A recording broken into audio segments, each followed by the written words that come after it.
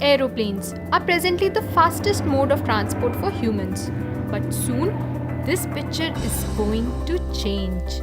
Yes, get ready for the addition of one more mode of transport in your textbooks, and that is Hyperloop. But what is a Hyperloop? How does it work? Will it change the way we travel? When will it be available? Know it all in this video.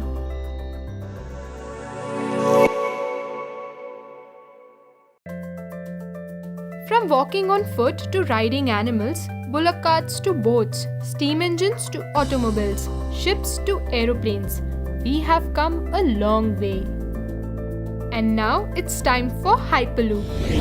Elon Musk in 2012 suggested the Hyperloop as a new form of transportation, one that would be faster than a plane and totally solar powered.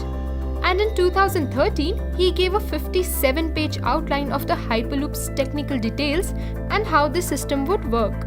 He also kept it open for everyone. Soon after Musk's paper hit the internet, several companies came up and a few took it very seriously. One of them is Virgin Hyperloop One. But what is this Hyperloop? A Hyperloop is a sealed tube through which pods travel and can transport passengers or goods from one place to another. It is supposed to be faster than any other mode of transport, and it can cover a 3-hour journey in just 30 minutes. What makes Hyperloop so cool?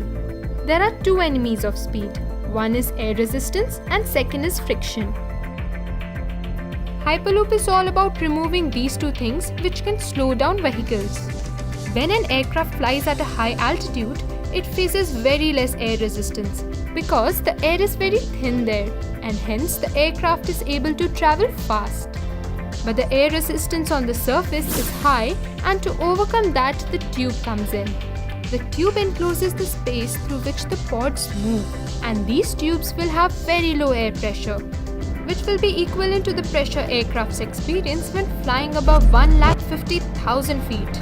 With reduced air resistance, the pods can travel at a high speed. The second problem is the friction. To tackle that, Elon Musk suggested using pods which float. And if they will be floating, then there will not be a problem of friction. This could be attained using magnetic levitation or air bearings.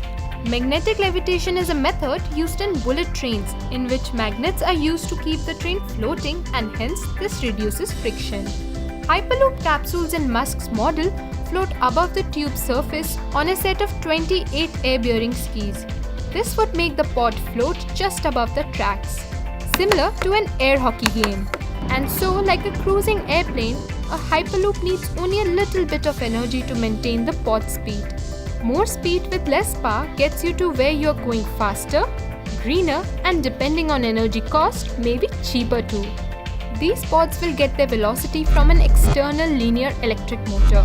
And under Musk's model, the Hyperloop would be powered by solar panels placed on the top of the tube, which would allow the system to generate more energy than it needs to run.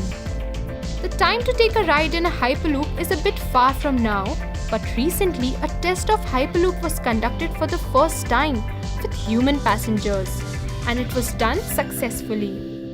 If everything goes as planned, then Hyperloop can revolutionize the way we travel.